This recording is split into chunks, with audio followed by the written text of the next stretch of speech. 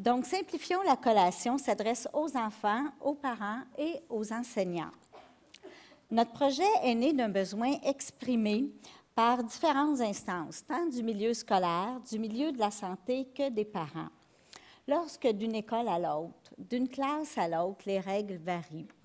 Lorsque les restrictions se font de plus en plus nombreuses, aliments sains, pas d'allergènes, pas de déchets, pas d'ustensiles, pas de dégâts, faut pas que ça coule, faut pas que ça revole. Ça amène beaucoup de confusion de la part pour les parents qui ne savent plus trop quoi mettre dans la boîte à lunch finalement. Ça peut expliquer pourquoi bon nombre d'enfants se retrouvent presque toujours avec une pomme. Une pomme, les parents sont sûrs de ne pas se tromper, c'est parfait pour eux, sauf qu'après un certain temps, on peut dire que les enfants sont comme un peu tannés de manger la pomme. Fait qu'elle se retrouve ou bien à moitié mangée dans le bac de compost ou elle revient intacte à la maison. J'ai mes petits papiers, je les mets là. Donc, suite à une rencontre de concertation du milieu scolaire et des regroupements locaux de Québec en forme, un comité a été formé et mandaté afin d'élaborer un cadre de référence. L'objectif du cadre de référence est d'uniformiser les critères entourant le choix des collations. Donc, pour les parents, c'est de simplifier et de clarifier les choix.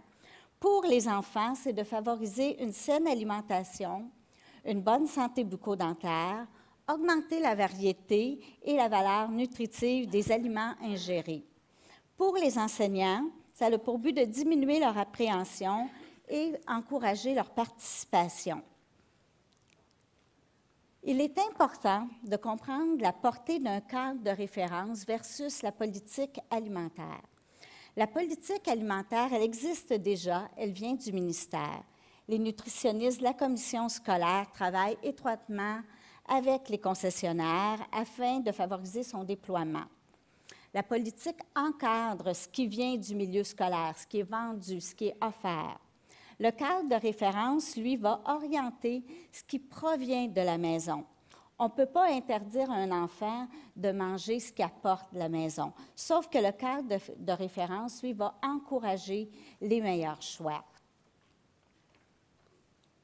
Donc, un comité de travail est mis en place. Il est composé d'infirmières, d'hygiénistes dentaires et de nutritionnistes du CIUS de l'Estrie, CHUS, RLS Haute-Yamaska et La Pommeraye, de même que les coordonnatrices des 2 regroupements locaux de Québec en forme. Simplifions la collation fait la promotion des légumes et fruits, des produits laitiers et les substituts. Notre travail a été inspiré d'un projet réalisé au C3S de la Côte-Nord et plusieurs échanges entre nutritionnistes ont eu lieu. Pourquoi avoir ciblé ces 2 groupes alimentaires? Vous le savez, parce que pour la majorité des enfants, il s'agit des 2 groupes les moins consommés. Choisir ces groupes-là aide à combler les portions recommandées. Et parce que c'est prouvé qu'en choisissant des aliments nutritifs, les enfants sont beaucoup plus réceptifs aux apprentissages. Et parce que ces 2 groupes répondent aux critères et recommandations de tous les professionnels de la santé. Bonjour tout le monde.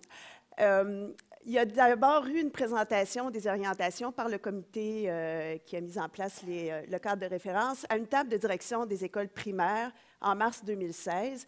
Ce qu'on a voulu faire, c'est d'aller sonder les directions, d'avoir évidemment leur aval, d'avoir aussi leur opinion.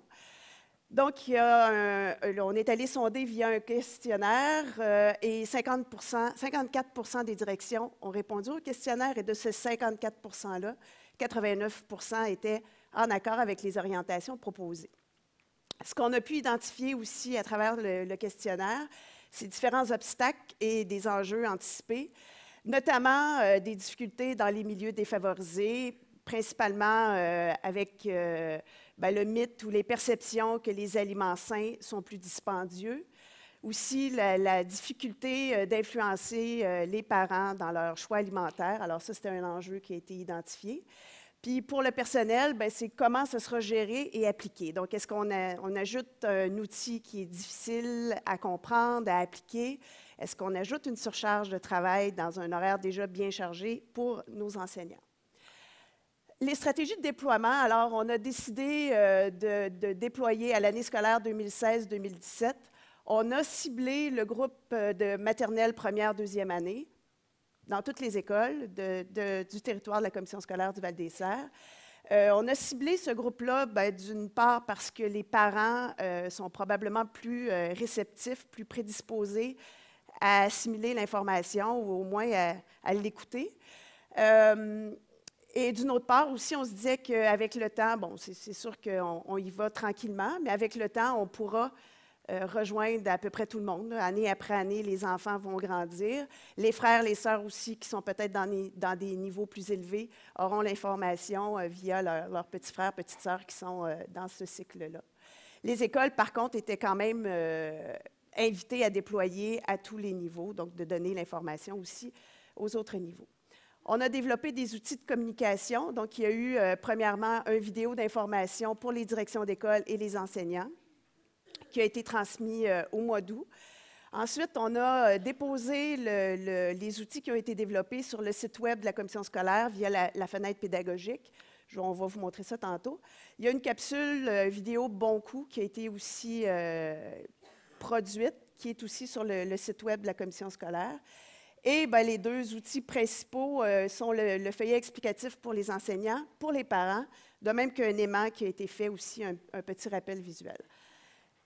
Donc, pour la fenêtre pédagogique, ça ressemble à ça. Sur le site Web de la commission scolaire, il y a un onglet Fenêtre pédagogique où il y a une petite explication de ce que c'est Simplifions la collation. L'outil aussi est déposé. Ce qui est intéressant, c'est qu'une fois que les parents, ou ça, c'est accessible à tout le monde, au public, aux enseignants, aux parents, évidemment. Mais une fois qu'on est sur la fenêtre pédagogique, il y a d'autres outils, notamment les outils développés par les producteurs laitiers. Il y a plein de choses que les parents pourront aller voir aussi par la suite. Alors, ceci est le feuillet pour les enseignants. Donc, un outil très simple. Donc, on avait vraiment un enjeu de faire ça simple et pour pas, comme je le disais, ajouter du travail aux enseignants. Donc, c'est une page recto-verso assez colorée, assez facile à lire et à appliquer. On explique pourquoi le cadre de référence, on explique pourquoi le choix de ces deux groupes alimentaires. Alors, vous aurez le loisir de le lire quand on vous le remettra. Une chose intéressante aussi, tantôt on parlait que c'est souvent un irritant pour les enseignants, les dégâts, éplucher les fruits et les légumes.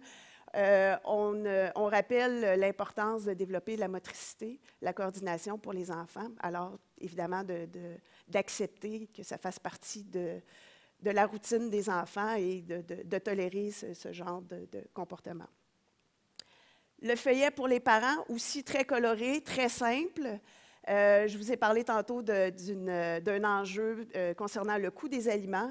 Alors, en première page, on explique un peu le choix des aliments, pourquoi la collation, c'est important. On donne des idées de recettes ou d'aliments à apporter. On donne aussi vraiment beaucoup d'informations sur le coût des aliments, donc des comparatifs avec d'autres choix alimentaires, et puis pour montrer qu'effectivement, on peut s'alimenter à bon coût avec des aliments sains. L'élément qui va sur le frigo, donc un petit rappel avant de mettre la collation, qu'on veut légumes, fruits, produits laitiers et substituts. Bilan des premiers mois, les succès, c'est sûr qu'on n'ira pas quantifier quels ont été les changements alimentaires chez les enfants. On n'a pas ces ressources-là pour aller sonder quels ont été les changements. Par contre, on peut voir qu'il y a quand même des avancées. Une chose positive, c'est que toutes les écoles, sauf 2, ont fait suivre l'information aux parents. Donc, on a 33 écoles primaires à Val-des-Serres, donc il y a quand même eu un suivi qui a été fait aux parents. Sur le terrain, on peut voir via les intervenantes que les enseignants voient déjà une différence dans les collations des enfants. Alors, il y a une amélioration dans le choix des aliments qui sont apportés. Il y a d'autres régions aussi qui ont constaté qui nous ont contactés, c'est-à-dire pour avoir les outils en Estrie, notamment à la commission scolaire des Hautes-Rivières, mais ça fait quand même du chemin, ça fait parler et c'est bien intéressant. Les défis, bon, on a eu la diffusion, comme je vous disais, des outils au mois d'août. Évidemment, bon, on voulait s'assurer de ne pas manquer la rentrée scolaire, de ne pas manquer la rencontre des enseignants avec les parents, parce que c'est là où tout est expliqué et tout est donné. Alors, on voulait vraiment diffuser l'outil au mois d'août. Le défi, par contre, c'est qu'aux enseignants, cette information-là a été donnée en même temps que beaucoup d'autres informations. Alors, peut-être que ça a été un petit peu moins utilisé ou moins compris ou moins appliqué, mais bon, c'est un défi. Évidemment, un changement de culture, tant chez les enseignants que chez les parents, ça demande du temps. Alors, ça reste un défi constant. Et la nécessité que le message soit porté par tous. Bon, et ça, ce n'est pas toujours nécessairement le cas.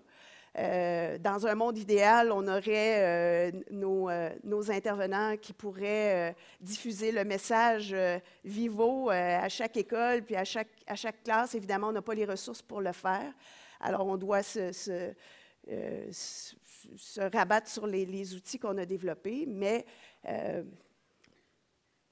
disons que si on était plus en moyen, bien, on pourrait donner cette information-là.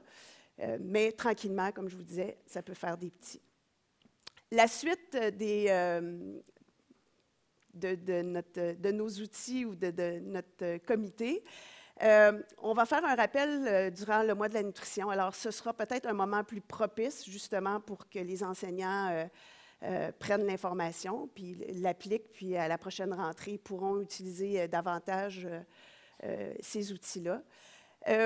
Évidemment, ce sont des outils qui peuvent être téléchargés, qui peuvent être imprimés, donc qui sont réutilisables à peu de frais. Alors ça, c'est quand même intéressant.